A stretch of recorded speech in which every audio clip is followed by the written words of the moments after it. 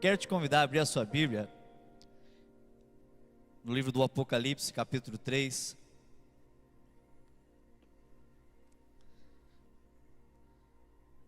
Nós vamos ler alguns versículos, irmãos.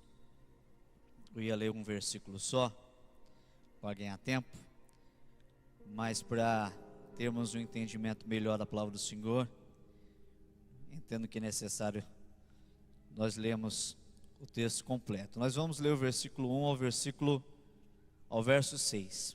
Apocalipse capítulo 3, verso 1 ao verso 6. Vou acompanhar ali no telão com os irmãos.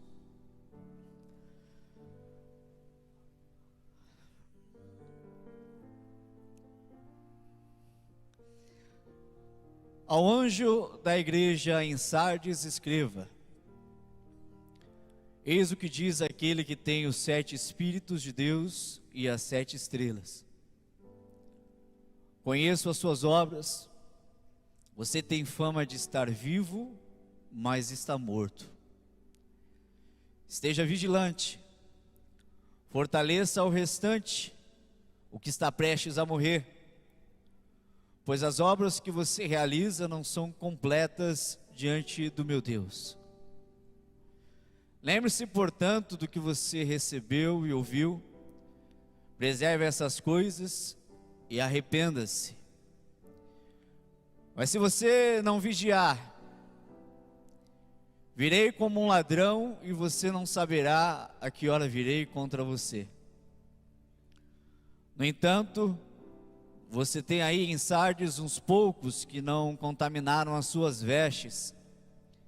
Eles andarão comigo, vestidos de branco, pois são dignos. Aquele que vencer será igualmente vestido de branco. Jamais apagarei o nome dele do livro da vida, mas confessarei o seu nome diante do meu Pai e dos seus anjos. Quem tem ouvidos, ouça o que o Espírito diz às igrejas.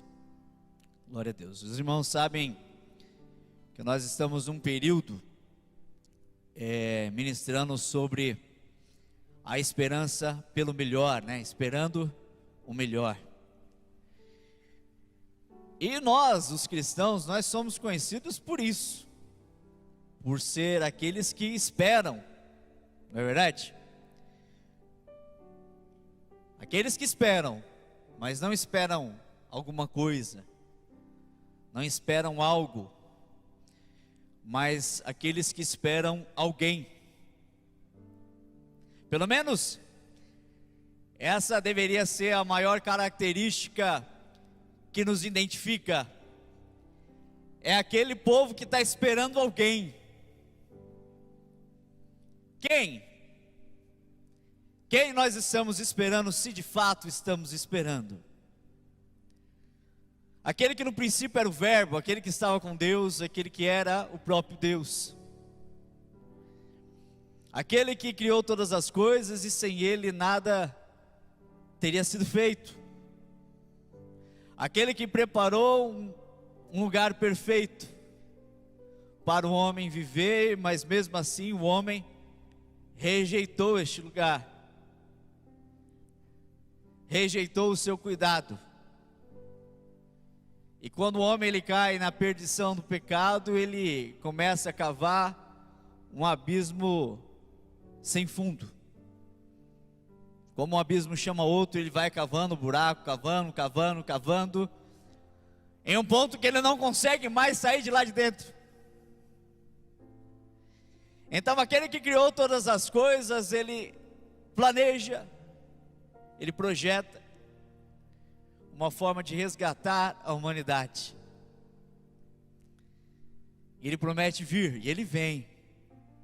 Aquele que criou todas as coisas, ele vem em carne e osso como eu e você, pisou nesse chão que nós pisamos, respirou o ar que nós respiramos, se alimentou como nós nos alimentamos e passou por tentações que nós também passamos.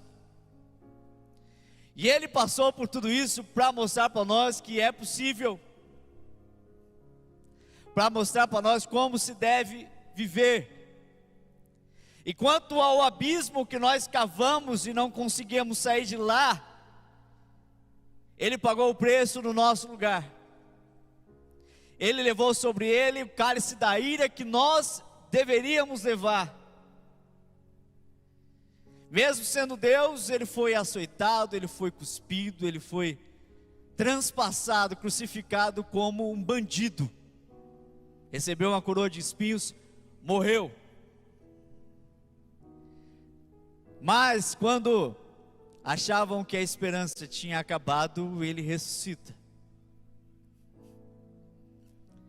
Enquanto Ele estava aqui, as pessoas que andavam com Ele, quando o sentiam angustiadas, a angústia era transformada em alegria.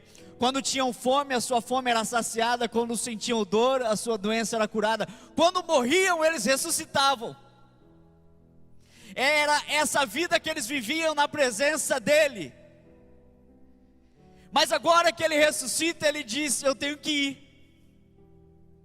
Eu não posso ficar mais com vocês. Eu tenho que ir porque eu vou preparar lugar para vocês, um lugar perfeito, um lugar maravilhoso. Porque enquanto nós estamos aqui, irmãos, nós louvamos com alegria. Nós louvamos agora como nós louvamos com praise, com alegria. A gente esquece os problemas, só que amanhã essa alegria é sufocada pela conta, pela enfermidade, pela perseguição do chefe, pelo marido agressivo, pelas drogas que querem acabar com o seu filho. Essa alegria é sufocada. Mas Ele diz: olha, eu tenho que ir para preparar um lugar onde não haverá mais o sufoco da alegria, onde a alegria será plena, onde a paz será perfeita, onde você vai conseguir se alegrar e se alegrar e se alegrar, e vai ser só isso mesmo, é só alegria mesmo. Não haverá mais tristeza, não haverá mais choro. Vocês vão estar comigo eternamente. Então esperem, porque eu vou voltar. E essa é a maior esperança do crente. É isso que nós esperamos. É isso que alegra o nosso coração. Pelo menos deve ser assim. Quando você ouve o pregador gritando, o missionário, o evangelista lá na rua falando: Jesus está voltando. Qual é a sensação? Calor no coração ou frio no estômago? É angústia? Ou é esperança? Ou é ânimo? Ou é alegria? É disso que se trata o evangelho. É isso que nós somos. Aqueles que esperam o dia em que o Senhor vai voltar. E como nós esperamos o dia da sua volta? Eu quero, a partir dessa carta à igreja de Sardes que nós lemos, entender como o Senhor, Ele olha para nós, aquilo que o Senhor espera de nós, e aquilo que Ele tem prometido para nós, nesse grande dia da sua volta. Se nós esperamos o melhor de fato, o melhor é a sua volta. Se nós esperamos Ele de fato, nós temos uma característica peculiar.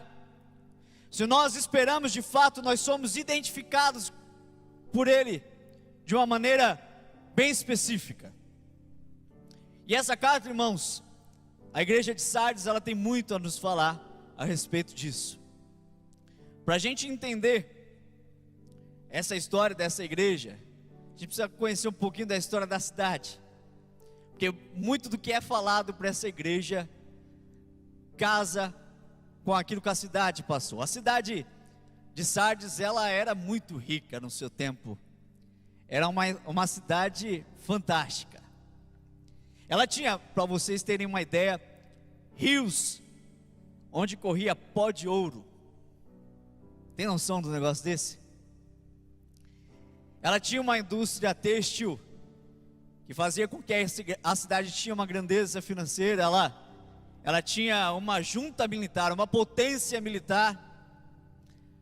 que fazia com que as pessoas olhassem para essa cidade e entendessem que essa cidade era uma potência no mundo.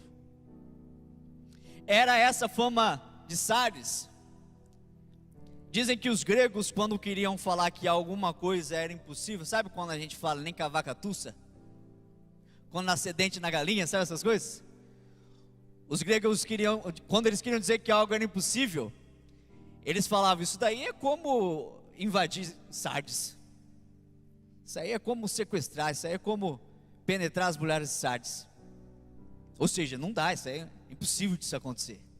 Era assim que eles viam essa cidade. Mas também era assim que essa cidade se sentia. Era assim que o rei de Sardes se sentia. Mas em um período da história, onde eles se achavam indestrutíveis, o seu rei, quando estava em guerra ali com os persas, ele viu que o inverno estava chegando, e ele falou, sabe de uma coisa, eu vou voltar para dentro da cidade para descansar um pouquinho. Ano 546 a.C. E ele volta, só que ele não percebe que ele está sendo seguido. E ele entra, e a noite chega. Os persas, eles descobrem uma maneira de transpassar a muralha de Sardes. Os vigias estavam desatentos, as pessoas estavam dormindo, e a cidade foi tomada pelos persas. Aquela que tinha a fama de ser impenetrável, a indomável, é impossível tomá-la, foi tomada porque eles estavam desatentos. Foi tomada porque eles eram vaidosos demais. E o que é interessante é que mais de 200 anos depois, ainda no domínio dos persas, eles cometem o mesmo erro. Eles, por falta de vigilância, são tomados pelos sírios. Da mesma forma, a cidade impenetrável foi invadida 2 vezes. Tinha fama de uma coisa, mas acabou se mostrando outra coisa. Era essa a história da igreja de Sardes também. Porque quando o Senhor, ele olha para Sardes, quando Jesus, ele pede para João escrever para Sardes a respeito deles, ele fala, olha, eu conheço as suas obras. Irmãos, imagina você ouvindo. Você vai dormir, põe a cabecinha no travesseiro, tranquilão. Aí você ouve a voz do Senhor no seu ouvidinho. Eu conheço as suas obras. Qual é o sentimento, será, né? Que, de novo perguntando, né? É a alegria e o desespero, né? Porque quando Jesus, ele fala, eu conheço as suas obras, ele não está falando das coisas boas que a gente faz. Quando você olha todas essas cartas da Ásia, todas essas cartas aqui que a gente encontra em Apocalipse, ele vai falar de características diferentes, daqueles que são fiéis, daqueles que são perseverantes, daqueles que estão dando lugar à profetisa de Baal, daqueles que estão vivendo uma vida em pecado. Eu conheço as suas obras, significa que ele conhece você. É mais do que aquilo que você faz, mas é o porquê você faz. É o porquê nós fazemos as coisas de fato. Porque quando as pessoas olhavam para a igreja de Sardes, Jesus fala, vocês têm fama de estarem vivos. É assim que as pessoas te olham. Era uma igreja que tinha tudo para ser uma igreja rica, porque a cidade era rica. Era uma igreja que, como a gente lê na carta, lembre do que vocês ouviram e receberam, ela tinha uma boa teologia, ela tinha uma boa palavra, ela não pregava heresia lá não, irmãos. Os outros irmãos estavam ali lutando contra a heresia. Quando você olha as cartas anteriores, olha, vocês permaneceram fiel na palavra, enquanto outros aí estão dando ouvido a heresias, mas não, eles não têm esse problema não. A palavra que era pregada em Sardes era uma palavra verdadeira, era o evangelho puro e simples, teologicamente correta. E Sardes também não passava por perseguição. Você não vê Jesus falando de perseguição aqui, não, eles estão tranquilos. As igrejas das outras cidades estavam sendo perseguidas. Quando eles estavam lá, ó, brigando, teologicamente, falando: olha, não acredite naquele profeta porque ele é mentiroso, não acredite naquele pregador porque ele está pregando mentira. Eles olhavam para Sardes e falavam: nossa, seria tão bom se aqui fosse como Sardes, lá eles só recebem uma palavra boa. Quando eles estavam ali contando moeda para ajudar uns aos outros, eles falaram: nossa, Deus abençoou tanto Sardes, eles são ricos. Quando eles estavam ali se escondendo para não perderem a vida, porque pregavam o evangelho genuíno, eles olhavam para Sardes e falavam: nossa, Sardes não passa por isso como nós passamos. Era aparentemente uma igreja completa. Pense que o culto em Sardes era um culto fervoroso, que eles cantavam muito bem, que eles tinham eloquência na hora da pregação, que eles falavam bonito. Meu amado, minha amada, meu querido, minha querida, que eles tinham um jeito todo especial, fama de estarem vivos. Mas o Senhor Jesus, quando olha para eles, diz que eles estão mortos. Não, eles não estão vivos, eles estão mortos. E apesar de parecer uma igreja saudável, era uma igreja morta. E nós vivemos um tempo onde a aparência, ela vale mais do que aquilo que é de fato. Não é assim? Hoje a aparência vale mais. Hoje vale mais o que pensam de mim do que realmente. É por isso que tem aquela foto dos 10 anos atrás, né? Eu ia falar inglês, mas fiquei com medo de errar, que o negócio é inglês, né, o nome, né? Alguém tem coragem? Melhor não, né? Aquela foto de 10 anos atrás, você fez aquela viagem, você parcelou em 40 vezes, está pagando ainda? Ela aparece de novo para você postar de novo, e alguém olhar e falar assim: nossa, que legal, eles foram para lá. Mas não, é antiga essa aí, não é nova não. Esse ano foi em casa mesmo, comendo franguinho assado, não é?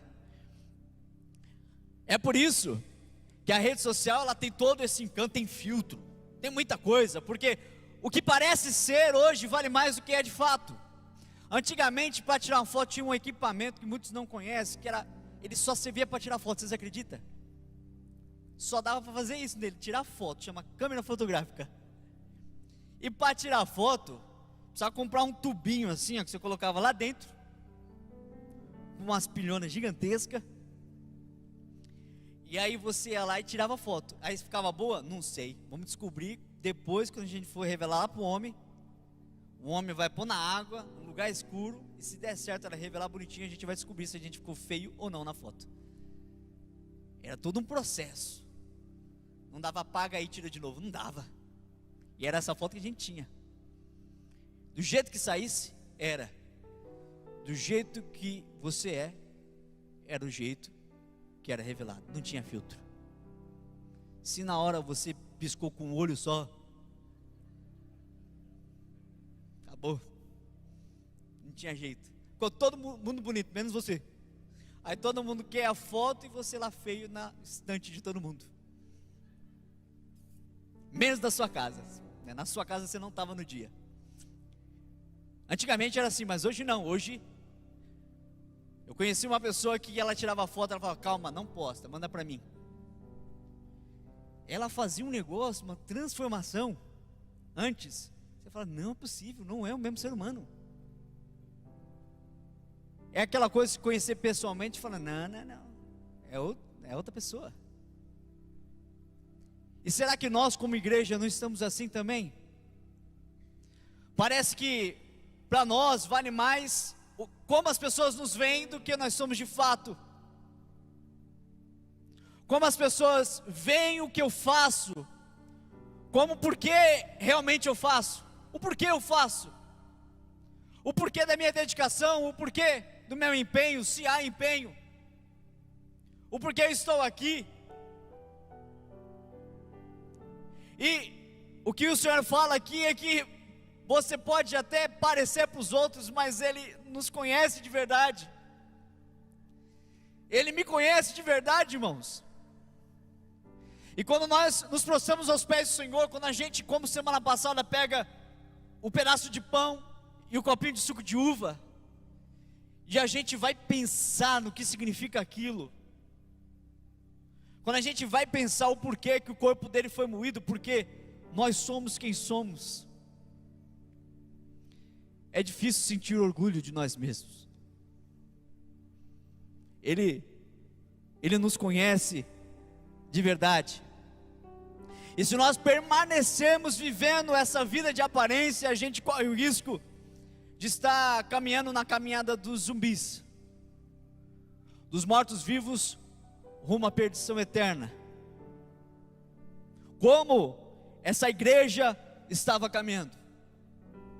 Apesar de todos olharem para eles e aplaudirem aquela igreja, o Senhor olhava para eles e dizia que eles estavam mortos. E o diagnóstico verdadeiro de Jesus para essa igreja, ele traz características bem interessantes. Ele diz: por que vocês estão mortos? Vocês estão mortos primeiro, porque vocês esqueceram o que vocês receberam. Verso 3, lembre-se do que vocês receberam e ouviram. Você lembra da pregação do pastor semana passada? Lembra? Do que foi dito hoje de manhã na escola dominical? Você lembra? Do seu devocional hoje de manhã? Você lembra da pregação de quarta-feira? Você lembra da letra do hino que você acabou de cantar? Você lembra quando o pastor aqui ele pregou sobre o milagre do viver pela fé? Das características do discipulado. Você lembra quando João pregou sobre ser um influencer do Senhor? Você lembra quando foi pregado sobre discipulado, evangelização, serviço? Foi pregado um mês inteiro sobre cada um desses temas. Você lembra da pregação?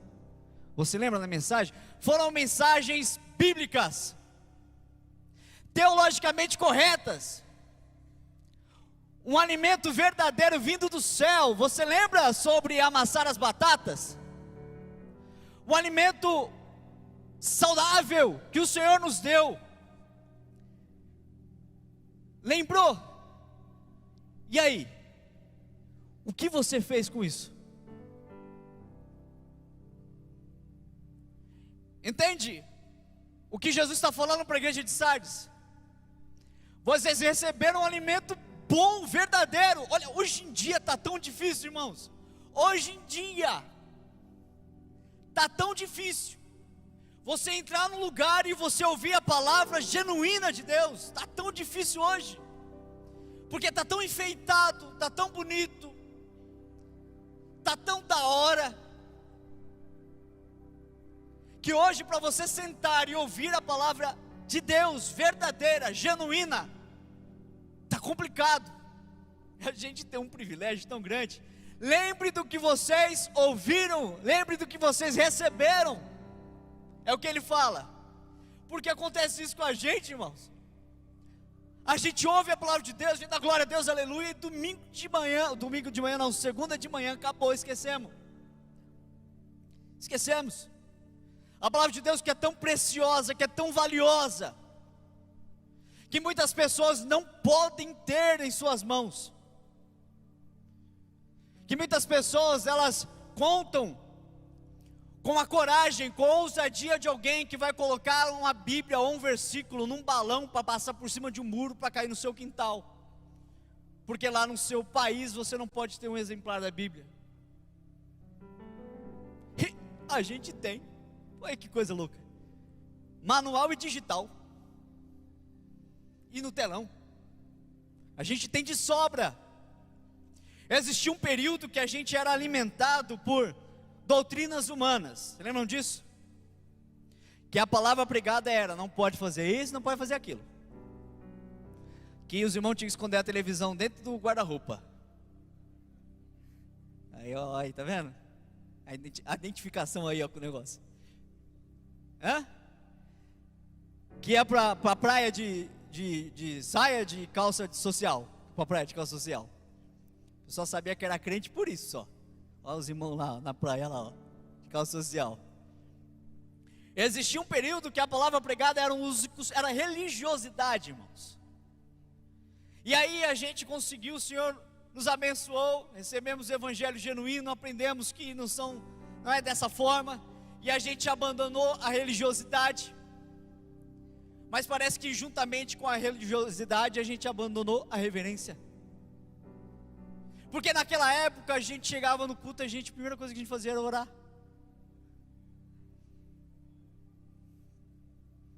Porque a escola dominical era cheia, as pessoas queriam ouvir a palavra de Deus. Olha que coisa louca. Mesmo o pastor falando assim, ó, vai pro inferno cortar o cabelo, as pessoas estavam lá.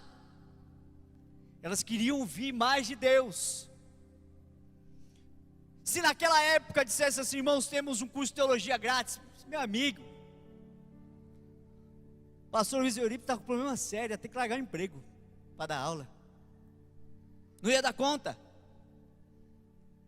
Não existe mais a reverência pela palavra do Senhor, não existe mais o prazer em degustar o bom pão que vem do céu, não existe mais o interesse em conhecer quem Deus é de verdade, o que Ele espera de nós, o que Ele tem para a nossa vida, o que Ele tem prometido para a nossa vida. Não se decora mais versículo, não se sabe onde estão mais os livros da Bíblia, porque é só clicar, não se sabe mais. A tecnologia, em vez de facilitar, ela afastou. Lembre do que vocês receberam. Entende? Não é só estar numa igreja que prega o evangelho genuíno, é fazer diferença na sua vida.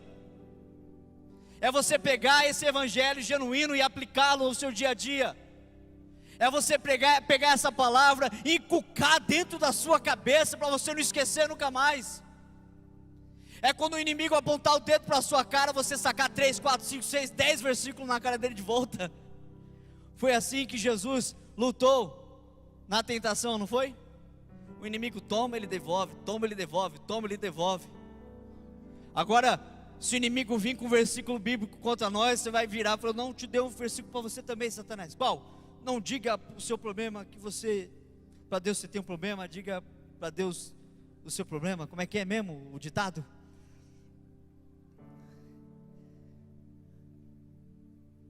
O ditado é aquele, né? Não diga para Deus que você tem um grande problema, mas diga para o seu problema que você tem um grande Deus. Inventários, capítulo 7, versículo 2. É isso que a gente saca. A gente saca, né, aquela frase de efeito do pregador coach. Porque isso é que foi gravado na nossa cabeça. Porque já foi programado para isso mesmo. Já foi organizado para isso mesmo. Aquele momento que ele fala aquela palavra de efeito, para e espera o seu aplauso. E aí você guarda na sua cabeça a grande besteira que ele falou. E Bíblia. Essa igreja estava morta porque eles esqueceram aquilo que eles receberam.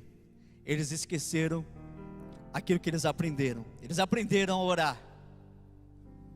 Eles aprenderam a jejuar. Eles aprenderam a evangelizar, a discipular. Eles aprenderam a ter comunhão, como nós aprendemos.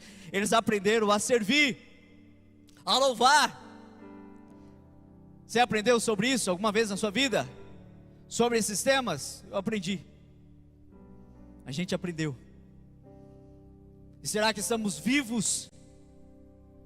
Será que transpiramos oração, serviço, comunhão? Será que transpiramos jejum? Será que transpiramos adoração? Eles aprenderam tudo isso, só que eles abandonaram. E aí Jesus fala que além deles se esquecerem do que eles aprenderam, do que eles ouviram, quando Jesus olha para a obra deles, mas espera aí, estão fazendo alguma coisa, deixa eu ver. Jesus fala que as suas obras são imperfeitas. Até aquilo que eles faziam não estavam fazendo direito. Não colocaram o cronômetro ali, eu vou até 2 horas da manhã hoje. Até aquilo que eles não faziam, que eles não faziam perfeito. Por que não perfeito? Porque nas suas obras, irmãos, havia pecado. No lugar da reverência, havia vaidade. No lugar da gratidão havia barganha. No lugar da sinceridade havia engano. A alegria, ela foi substituída pela obrigação. Havia pecado na obra deles.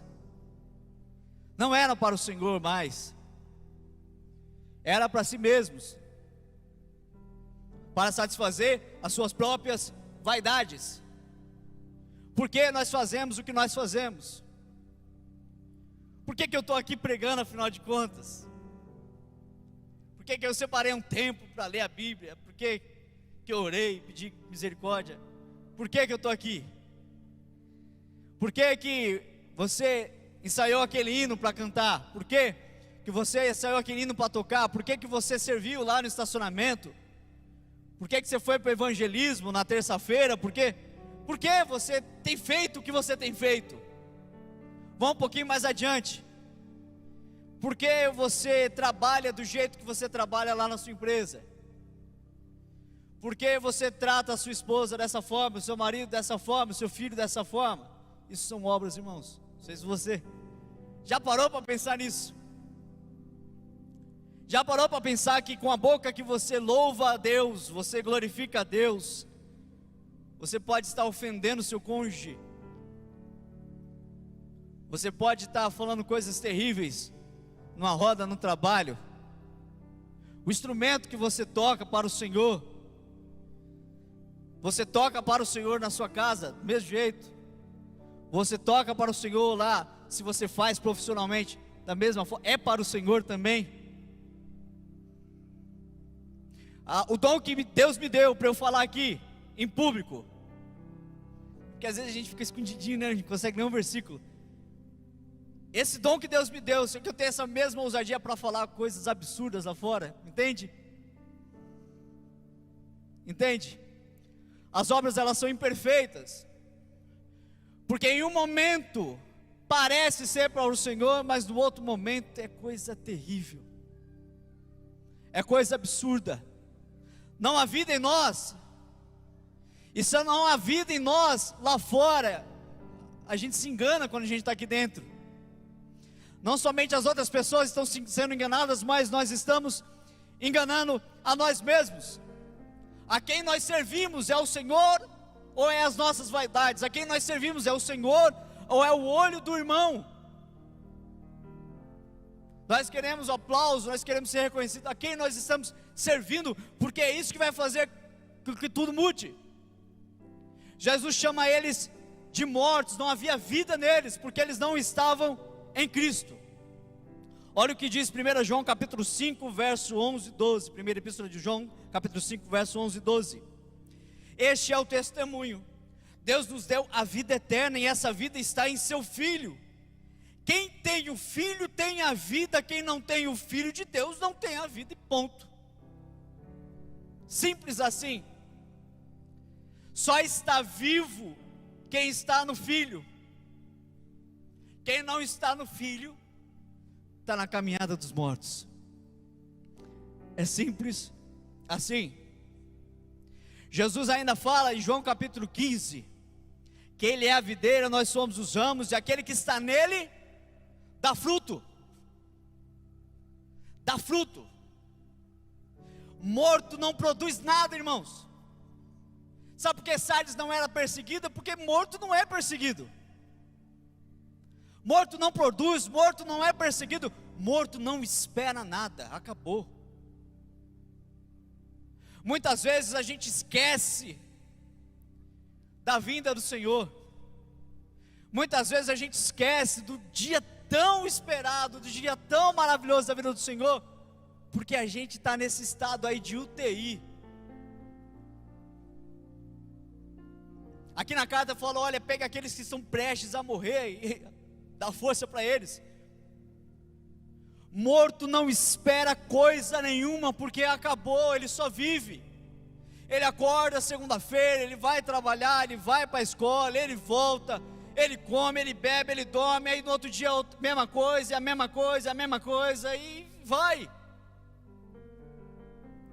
Os planos, eles podem existir, mas não são planos espirituais. Porque aquele que está em Cristo, ele busca as coisas que são do alto, onde Cristo está assentado à direita de Deus. Colossenses capítulo 3. É lá onde estão as coisas que nós esperamos, que nós tanto buscamos, que nós tanto clamamos. Elas vêm de lá. E aí Jesus fala: olha, se vocês não vigiarem, se vocês não estarem atentos, falando para a igreja de Sardes, a gente está aprendendo com eles, não somos nós, irmãos, misericórdia. não somos nós. Se vocês não vigiarem, eu virei até vocês como um ladrão. Vocês não saberão o dia nem a hora, vocês não saberão o momento que eu vou vir, porque vão estar desatentos, como a cidade de Sardes estava desatenta e foi invadida 2 vezes. Vocês não vão me ver chegando.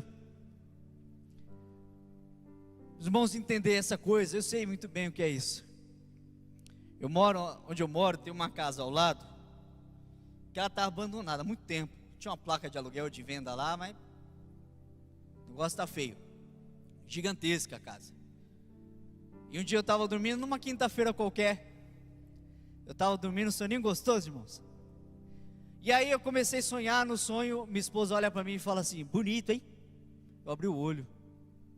Quando abri o olho, na verdade ela estava na janela falando para o bandido na casa do vizinho: bonito, hein?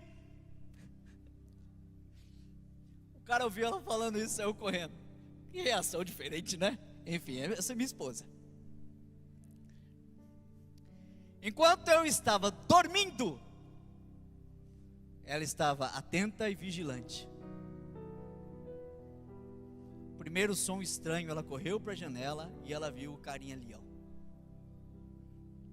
Quando o carinha menos esperou, ele ouviu a voz: bonito, hein? Levantei sem saber nada, e o cara sumiu. É disso que Jesus está falando. Ele virá como ladrão, ninguém sabe o dia nem a hora, e quem estiver desatento será pego despercebido. Agora aquele que espera, aquele que está vigilante, ele vai ver o Senhor vindo na glória, ele vai falar a mesma frase, só que outro tom. Que bonito, né? É outro tom. É diferente. O cristão, o servo de Deus, não vai ser pego de surpresa, sabe por quê? Porque ele espera. Lucas capítulo 12, verso 37 ao 40. Felizes os servos cujo Senhor ao encontrar vigiando quando voltar.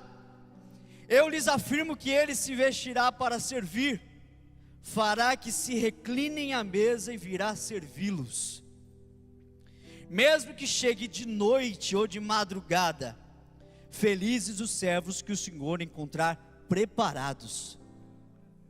Entendam, porém, isso: se o dono da casa soubesse a que hora viria o ladrão, não permitiria que a sua casa fosse arrombada. Estejam também vocês preparados, porque o Filho do Homem virá numa hora em que não esperam. Mas olha que coisa linda, Jesus falando: felizes os servos que o Senhor encontrar vigiando quando ele voltar. Por quê? Porque eles vão estar esperando. E quando alguém disser: como assim, como assim? Jesus voltou, fiquei, como assim? Eles vão falar: ei, Jesus, demorou, hein? Olha o tempão que está esperando aqui, hein? E aí Jesus vai receber com alegria, vai falar: sente à mesa, sente à mesa.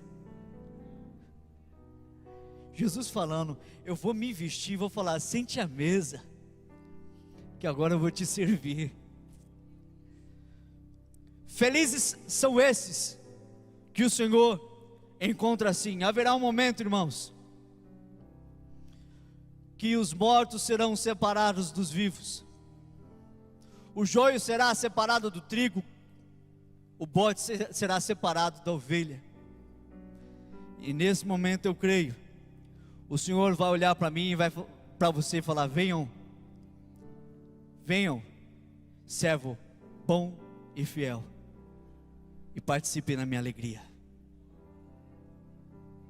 Eu creio que nesse dia, o meu nome, o seu nome, será chamado. Agora, afinal de contas, como os vivos esperam?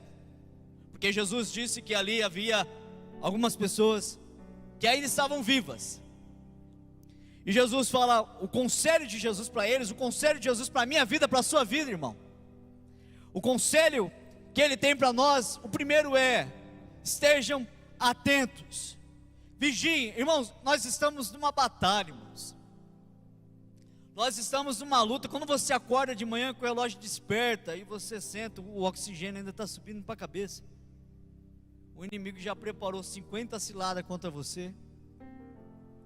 a armadilha espalhada pelo caminho todo, e o oxigênio ainda está subindo para a cabeça, você ainda está sentado na cama. Não sei se eu vou, não sei se eu meto atestado.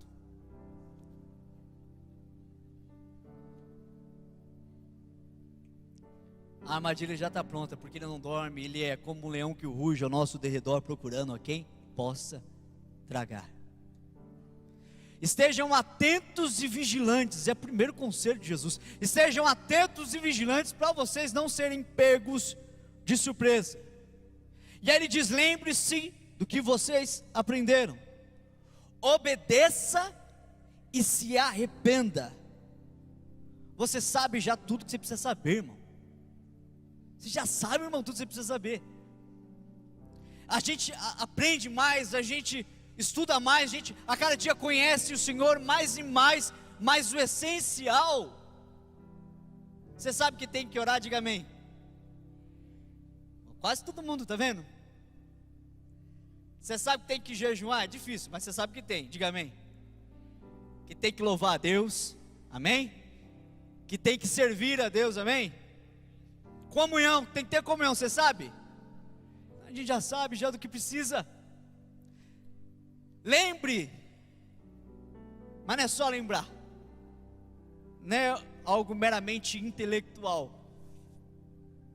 não é uma filosofia.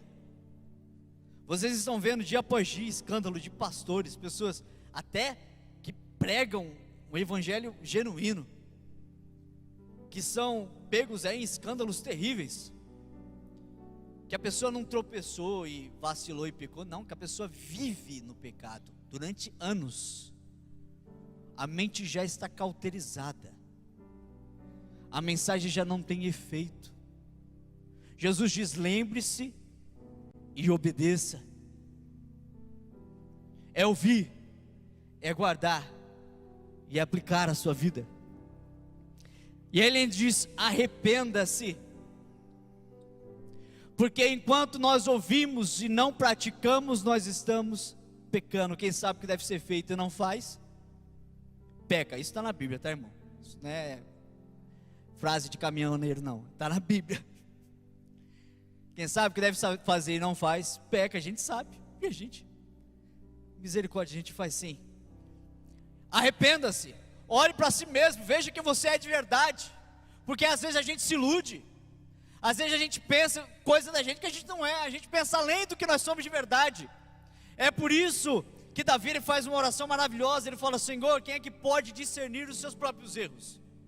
No sentido de que quem é tão inteligente, tão puro, quem é que está tão livre do pecado, que pode olhar para si mesmo e falar assim: eu errei aqui. Não, está todo mundo contaminado. E aí ele fala: perdoa-me daqueles que me são ocultos.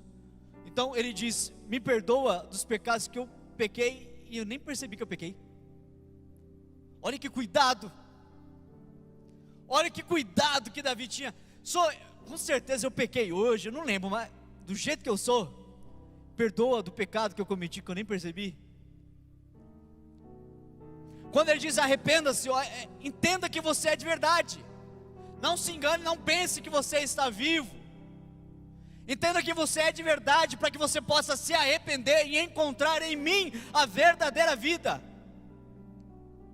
Quando ele se apresenta, ele diz: olha, aquele que tem os 7 espíritos, ou seja, aquele que tem o Espírito Santo, o Espírito da perfeição, que deu vida a todas as coisas, ele que possui esse Espírito, ele pode dar vida para mim e para você.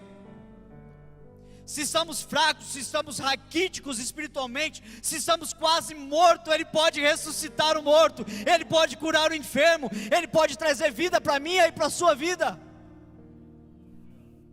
Ele pode fazer dessa igreja uma igreja viva, uma igreja eficaz, uma igreja produtiva, frutífera, contextualizada, que faz a diferença de verdade, que não tem aparência do que é, mas é de verdade. Ele pode trazer vida para mim e para você. Lembre-se, obedeça e se arrependa. Você sabe o que tem que fazer, agora faça. Foi isso que ele falou para Sardes: faça o que tem que ser feito. Eu queria que minha vida mudasse, então mude. Mais ou menos assim. Eu queria que de 2025 fosse diferente. Então faça diferente. Faça diferente de como fez em 24, em 23, em 22. Faça diferente. Tenha uma postura nova, tenha um comportamento novo, tenha uma vida de oração diferente, tenha uma vida estudando e meditando na palavra de Deus diferente. Tenha prazer pela palavra de Deus que você nunca teve na sua vida, e você vai ver como as coisas vão mudar. Vão mudar de fato.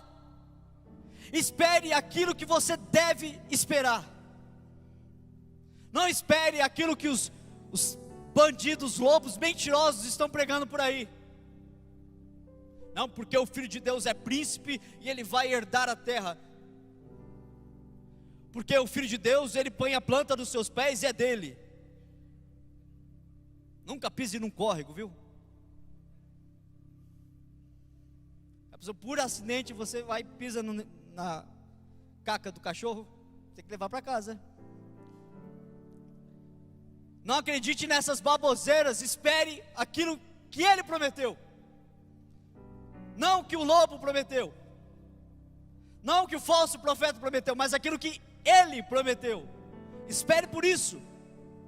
E aí Jesus ele fala: olha, existem ainda entre vocês aqueles que não contaminaram as suas vestes. Estamos nos alimentando na mesa do Pai. Ele preparou uma mesa para nós, e é esse alimento que nós consumimos. Nós escolhemos sentar à mesa do Pai, ou nós escolhemos comer as bolotas dos porcos. Jesus ele disse que ele é a fonte de água viva, e quando a gente bebe dessa fonte, a gente nunca mais tem sede. A fonte está aqui disponível para nós. E será que nós estamos nos debruçando no meio fio? Preserve as suas vestes, não contamine as suas vestes. Tenha cuidado, porque é fácil se contaminar. É fácil, porque o fruto do pecado, você lembra que ele era agradável. Você olhava para ele, a boca enchia d'água. A Bíblia diz que ele tinha uma aparência maravilhosa. A boca enchia d'água, e assim, o pecado. E estão pregando aí que quando você olhar para aquilo que encheu os seus olhos, você profetiza e toma posse. Olha aí. O fruto do pecado, ele é agradável. Então uma canção antiga, meu avô ouvia muito isso. Meu avô, ele tinha a vitrolinha dele. Ele não ouvia CD, ele não ouvia, era a vitrola dele. Era aqueles mesmos discos de sempre. E tinha uma canção que cantava assim: pastor, o pecado não dói. Pecado não dói, não dói. Pecado não dói, não dói. Se o pecado doesse, muitos não pecariam, seria uma benção, assim seria melhor. Não sei quem canta. Olha aí, tá vendo? André é o cara da música. Você tem esse disco lá? Seu pai tinha, né? Seu pai tinha. Tá lá no computador com certeza. E é isso, o pecado não dói não. Agora, é dele sim agora. Agora é maravilhoso. Mas depois vai arder, meu amigo. Não contaminem as suas vestes. Lembre do que receberam. Obedeçam. Não contaminem as suas vestes. Foi isso que ele aconselhou aquela igreja: beba da fonte da água viva.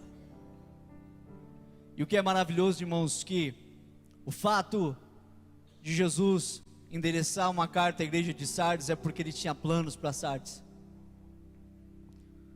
Quando ele diz: olha, eu tenho os pastores das igrejas nas minhas mãos, eu tenho o Espírito Santo que dá vida, e ele aconselha, é porque ele quer fazer algo novo. E se o Senhor essa noite fala conosco dessa forma, é porque ele quer fazer algo novo.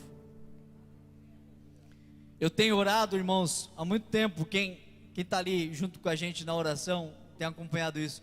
Eu tenho orado muito por um avivamento nas nossas vidas. Eu tenho orado muito para o Senhor derramar o Espírito Santo dele sobre nós, para a gente transbordar, sabe? Para a gente ter uma vida íntegra, para que o fruto do Espírito seja percebido na nossa vida, para que haja amor, caridade, fidelidade, mansidão, autocontrole. mas esse pecado, eu cansei de orar pedindo perdão para Deus por esse pecado. O fruto do Espírito vai resolver isso na sua vida. Eu tenho orado para o Senhor, Ele te abençoar com o dom de profecia. Você que não fala em línguas, eu tenho orado para Deus te dar esse dom, para interpretá-lo inclusive. Eu tenho orado para Deus, para que Ele te use, para você estender a sua mão sobre o enfermo e ele ser curado. Porque não basta a gente parecer, irmãos, nós temos que ser de verdade. Não basta a gente ter o conhecimento de que Deus faz isso, mas a gente precisa viver isso. As coisas têm que ser diferentes. E eu tenho orado por isso, e quando Deus fala conosco é porque Ele quer fazer isso na minha e na sua vida. É porque Ele quer usar a minha vida e a sua vida, é porque Ele quer derramar o Espírito Santo dEle sobre nós. Ele quer avivar essa igreja, Ele quer avivar Barueri, Ele quer avivar o Brasil inteiro. Quando você vê tanta porcaria sendo pregada por aí, você percebe que dentro da história da humanidade, quando as coisas estavam desse jeito, Deus realizou um avivamento no meio do seu povo. E eu creio que isso vai acontecer conosco, que isso pode começar aqui e agora, inclusive. Se for da vontade dEle, isso pode começar aqui e agora, inclusive. É a minha vontade, é a sua vontade. Para concluir, irmãos, eu quero te convidar a ficar de pé, porque aqui Deus, Ele traz um diagnóstico, aqui Ele aconselha a sua igreja, mas Ele finaliza com uma promessa. Eu pedi para os irmãos deixar um hino abençoado para a gente louvar a Deus. Glória a Deus, nós vamos louvar junto, enquanto eles se organizam. Eu quero concluir dizendo o seguinte, que a promessa do Senhor Jesus para a igreja de Sardes é a promessa que Ele faz para mim e para você. Em uma quinta-feira qualquer, você vai estar ali, eu em casa, eu fico com a camiseta, com um furo aqui, que tem um furo, mas eu não largo ela para nada. É minha camiseta de ficar em casa. Tá furada, tá manchada, mas é uma delícia de usar. E é aquela que a gente deixa na cadeira ali, né? Não sei nem se o cheiro tá bom, mas fica ali porque é boa de usar. Em uma quinta-feira qualquer, eu vou estar com essa camiseta aí furada. Pode ser que você esteja com o seu terno barato, ou com o seu terno chique, caríssimo. Pode ser que você esteja com um avental, o uniforme lá da empresa, mas de repente você vai ouvir uma voz forte, uma voz amigável, falando o seu nome. Mal sabe você porque nesse dia um livro foi aberto. Na capa desse livro está escrito Livro da Vida. Aí Jesus, Ele começa a passar o dedo ali nas linhas do livro, e de repente Ele para e Ele diz o seu nome. Uma voz deliciosa chamando pelo seu nome. E aí quando você olha aquela camiseta furada, aquele avental, aquele uniforme, aquele terno, se é barato ou caro, ele é substituído por vestes brancas. Você começa a admirar aquelas vestes brancas, e quando levanta a cabeça, você vê o Senhor sentado no seu trono. Em volta dele os anjos, olhando para você com cara de admirado. E conforme o Senhor disse para Sardes, Ele disse para mim e para você, nesse momento você vai sentir uma mãozinha no seu ombro, vai olhar para o lado e vai ver Jesus falando: Pai, esse aqui é o Luiz, ó. Pai, esse aqui é a Maria, esse daqui é o Wagner, esse aqui é o Pedro, esse aqui é o João, é o Antônio, esse aqui é a Júlia, esse aqui é o Maércio. Você vai se perceber o Senhor Jesus te apresentando para o Pai, e os anjos olhando para você com um olhar de admiração. Essa promessa que Ele tem para mim e para a sua vida, é isso que nós esperamos. Eu quero orar com você para que o Senhor, Ele venha nos avivar, para que enquanto esse dia ainda não chegar, nós venhamos permanecer vivos, que as nossas obras permaneçam íntegras, que nós não venhamos parecer ser, mas que nós sejamos de verdade aqueles que têm o nome escrito no livro da vida. Oremos.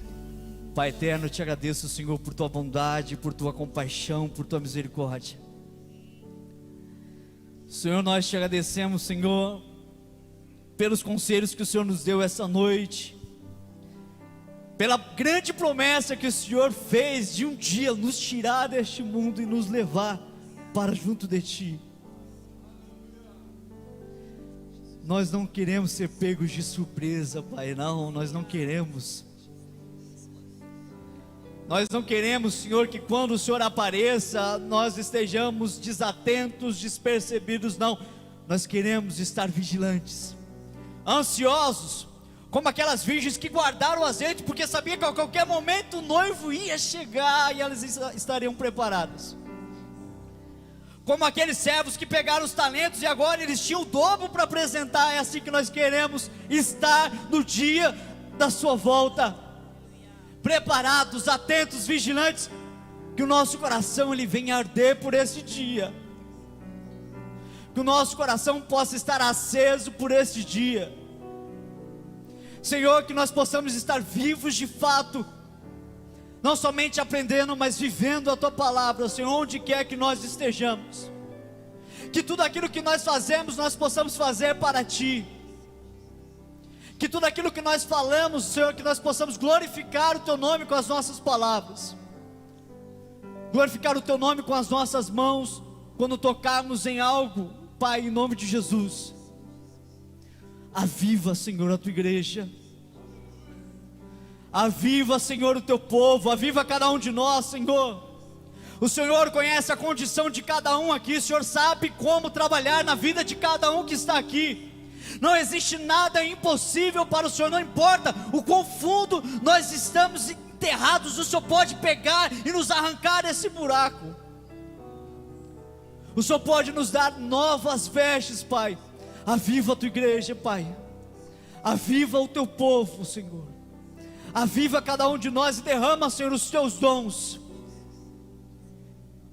e nos dê o fruto do Teu Espírito, Senhor, em nossa vida. Esse é o desejo do nosso coração, até que o Senhor venha. Faça isso em nome do Teu Filho Jesus Cristo, amém.